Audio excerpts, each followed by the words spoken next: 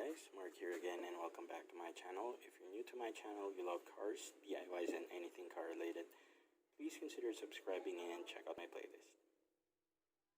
Okay, so guys, nanonotice ko sa groups, ang daming stock battery na hindi tumatagal. So yung stock battery kasi ng Rush is not maintenance free.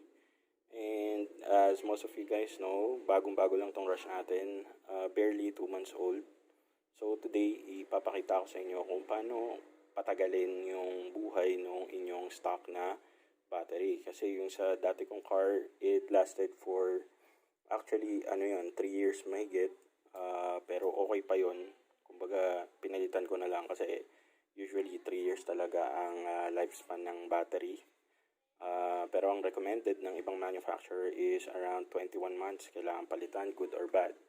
So, bakit? Kasi pagka weak na yung battery nyo, ang nagsasuffer dyan is yung alternator, yung IC nya. So, nadedetect niya na hindi napupuno yung battery. So, karga lang siya ng karga. Okay? So, itong battery ko, yun nga, hindi pa yung nagagalaw since nung PMS ko sa Toyota. And today, ipapakita ko sa inyo. So, sobrang dali lang nito guys. Ang kailangan nyo lang is distilled water. At eto guys, alisin nyo yung lahat ng takip. So, it doesn't matter kung left or right. Saan ay magsisimula. And also may marker yan. Nung sinilip ko, yung level ng fluid is yung ibang pwesto guys is konti. Anyways, etong battery naman guys is hindi siya kasama sa warranty. Kasi they consider this as consumable. Parang ganun. Okay. So, gagawin nyo lang using, ang gagamitin ko is distilled water, absolute. So, also guys, kung may marumi yung battery nyo, linisan nyo muna. Kasi ayaw naman natin na may pumasok sa dumi dyan sa, sa inyong battery.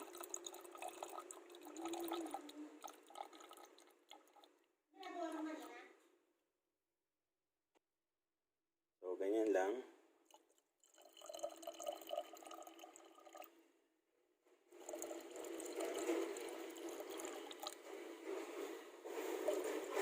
So, kailangan lang visible yung level ng distilled water. Anyways, okay lang yung mga tumatapon guys is pwede nyo namang punasan lang ng basahan. So, ayan guys.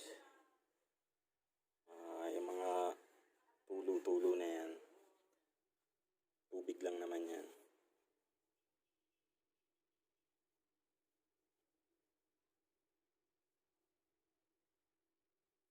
Punasan nyo ng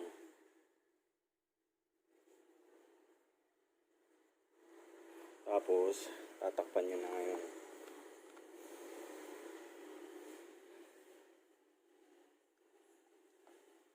So pare-parehas lang yung takip nyan guys. So, kahit magkapalit-palit yan, okay lang. Kasi napansin ko kahit umaandar na guys, ang baba ng voltahe. Naglalaro lang ng barely 13 volts. So, eto, titingnan natin after kung meron bang changes. Kasi may voltmeter ako, digital voltmeter.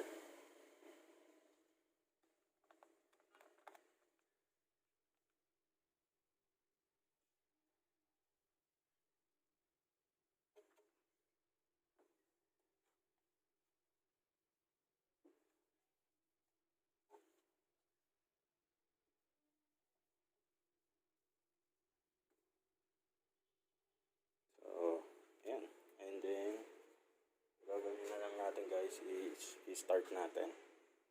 So, yan, naka-out pa yung hood. Start natin. And Tingnan natin yung voltahe. So, bago ko siya i-top up, nasa 12.8 to 13 volts lang siya, average. 13.6 pag mabilis takbo. So, eto, naka-idle tayo.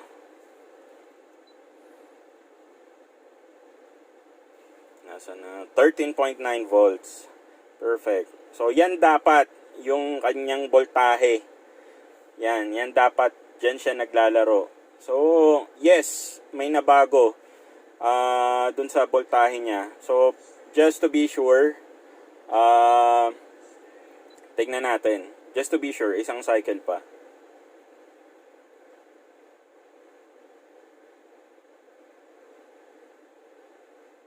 So, yan yung temperature sa loob. Yan, 13.1, 13.7. Nice.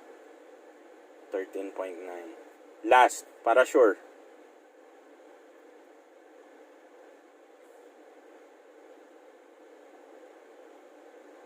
So, yan yung temperature guys sa loob ng cabin.